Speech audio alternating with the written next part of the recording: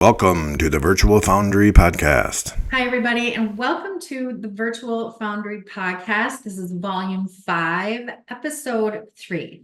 Today is Tuesday, March 12th, 2024.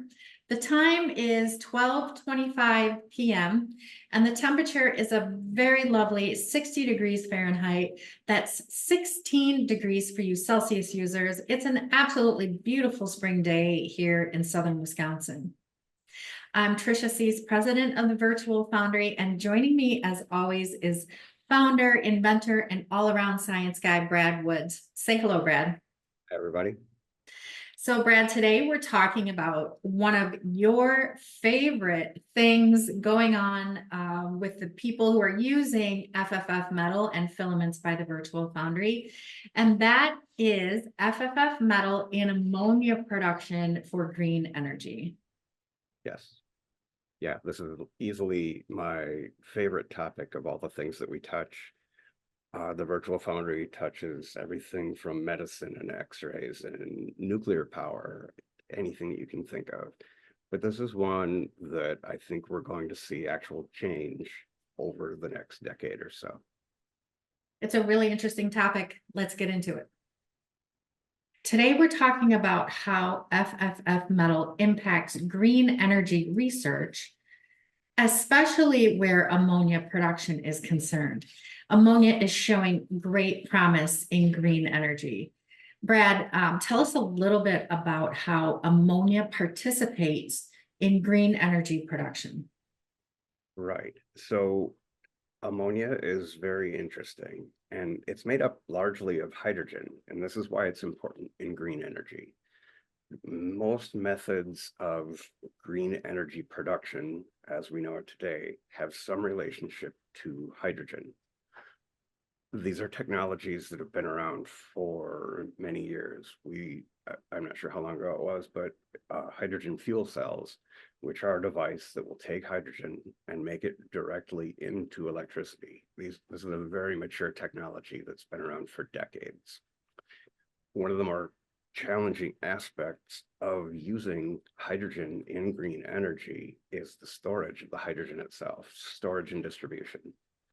We all know that we have highly refined distribution methods for petroleum. Anyone can pull into a gas station and add petroleum to their gas tank. And what makes petroleum interesting is actually also it's hydrogen. It's chains of hydrogen and carbon, and that's where the power comes from, the chemical energy that's converted to mechanical energy to run your car. So there are other ways to get to, generally that same advantage without digging it out of the ground and using fossil fuels that took literally millions of years to generate. They can be generated today and used immediately afterwards. So one of the applications is, and this is pretty common, using a windmill to use electrolysis to split water into its constituent components of hydrogen and oxygen. So it's H2O. And this is increasingly common. But the challenge becomes, how do we store and distribute commercial amounts of hydrogen? And one of the solutions that has been sort of coming together with all of the different research all across the globe is ammonia. And ammonia is made of hydrogen and then nitrogen. And nitrogen is harmless. About, I think 20% of our atmosphere right now is nitrogen. It's passive, it's not toxic, it's not chemically active, it's easy to manage. So if you can take the electricity and convert it into ammonia, you have a method of storing that energy, the energy that was originally generated either by the wind and windmills or solar with solar panels. And these are very mature technologies. We've been doing this for decades. In fact, this is somewhat arguable, but you could say that the Earth likely can't even support the number of humans that now live on it without ammonia.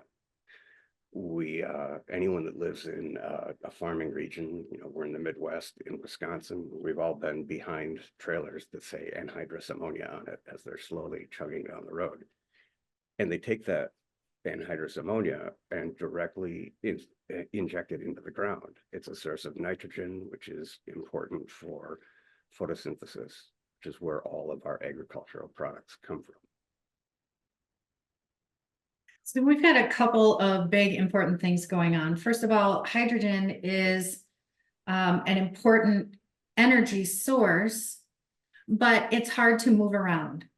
Ammonia, however, is very easy to move around. And the second thing happening is that ammonia is in wide use today, as you were talking about, as a farm fertilizer. And ammonia is produced today using this Haber-Bosch process. And a very quick Google search shows us that the Haber-Bosch process is the primary method to produce ammonia, but it's also, the process is contributing 1.8% of carbon dioxide in the global emissions perspective. So that's not helpful in what we're talking about. So the green, a green way to produce ammonia then becomes very critical. Right. So the carbon that's produced or generated during the production of ammonia comes from the electricity that's being generated for the electrolytic process of creating the ammonia. So if that energy comes from a green source, you then have a clean path from sun or wind to a high density of hydrogen. So how do we get all this ammonia made in an earth-friendly way? Right. And this is the part where the virtual foundry comes into contact with this whole topic. As the technologies have improved, including as part of the Haber-Bosch process, what scientists are using our copper for is to 3D print very elaborate and very complex electrodes, basically. So, and this is commonly done, I mean, this has been done for a very long time by drilling, milling, machining, and such. But those have dramatic limitations that make the process very inefficient. Part of the problem is that it takes a lot of time to do subtractive manufacturing. And secondarily, complex shapes become more and more costly. And as the people doing this research are improving their understanding of the electrolysis process, the Haber-Bosch process, they're discovering that by creating highly elaborate electrodes using 3D printing and the virtual foundry's copper 3D printing filament, they can get to highly efficient electrodes for the electrolysis process and the electrocatalysts. Now you're saying highly elaborate electrodes. However, their research is showing that the process of getting to these highly elaborate electrodes was actually relatively easy. They're able to do it in their own lab. They printed, we'll tell you about these papers in a second. They're printing on a Prusa FFF style 3D printer with the virtual foundry's copper 3D printing filament, and then going through the virtual foundry's prescribed debind and sinter process, which happens with regular materials in a common tabletop kiln. So a very accessible process. And in fact, one of the benefits that they call out for this process is that it can be localized. So you can have small centers of ammonia production placed everywhere. And you can also scale the process. So tell us a little bit more about the science behind that, Brad. What is actually happening in this ammonia generation process? Right. So the easier way to understand it, I think many people have done the experiment, maybe in like high school physics or something, where you take a battery and two electrodes and you put them into water. Off of one of the electrodes, you'll get hydrogen, two atoms of hydrogen and one atom of oxygen. So it's very simple. This is called cracking. So you're dividing a molecule into its constituent components, its atoms. The production of ammonia happens in a very similar way, but it's much more complex and not something I could even try to explain at this point. However, the papers that are written about the virtual foundry's application in this process do an excellent job of explaining it. We have two that are very significant, and they have, and at least one of them has really excellent infographics that can help people understand why this is an important concept. Okay, I'm going to pull one of those up, and can you talk us through what we're seeing here? I'm not I'm not so sure I can in a way that would make sense, but the general idea is that they're taking hydrogen and reducing it. So reducing means you're taking away an oxygen molecule. But right, so it's H2O, you need to get rid of the oxygen so that it's no longer water and it's pure hydrogen that's filled with tremendous amounts of energy. One other interesting thing about hydrogen is that it rarely occurs in nature. It's cheap, it's easy to make, but there are almost no natural sources for it on planet Earth. 2 weeks ago, I said that there were none, and then someone pointed out an exception to me where someone is actually mining hydrogen. So it's not a significant amount of it, but it isn't exactly true to say that it never occurs in nature, because it can. So let's just take a look at the title of this paper. There's a link to this on our website. You'll find a link to this paper in the description of the video, as well as a link to the other paper that we're going to take a look at as well. So both of these papers are from the Central European Institute of Technology from the Brno University of Technology in Czechia. So they've been doing a lot of work with this style of green energy and ammonia production. So one of the papers here, and then the other one here.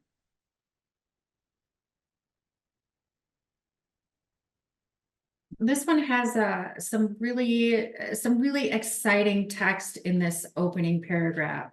So they fabricated copper electrodes using a 3D printer, which allows for the point of use customizable fabrication of electrochemical systems. So that's talking about the ability to have a localized system. The copper-based electrodes were prepared in an easy, fast, and scalable way from copper filament. And they obtained outstanding Faradaic efficiency of 96.5% and a high ammonia selectivity of 95%.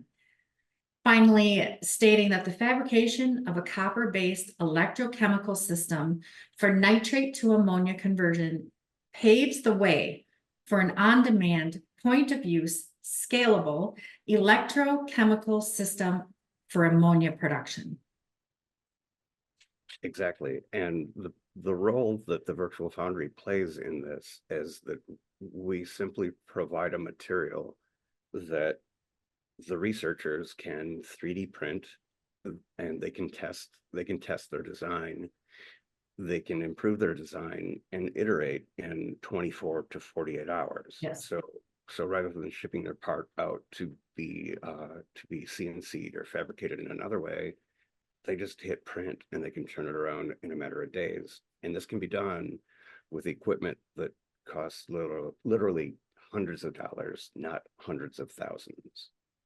Another important benefit of this particular technology, in addition to being able to iterate rapidly, is that it produces controllable porosity. So you can affect the amount of surface area that you have on the electrode, which makes a difference in the amount of ammonia it's able to produce.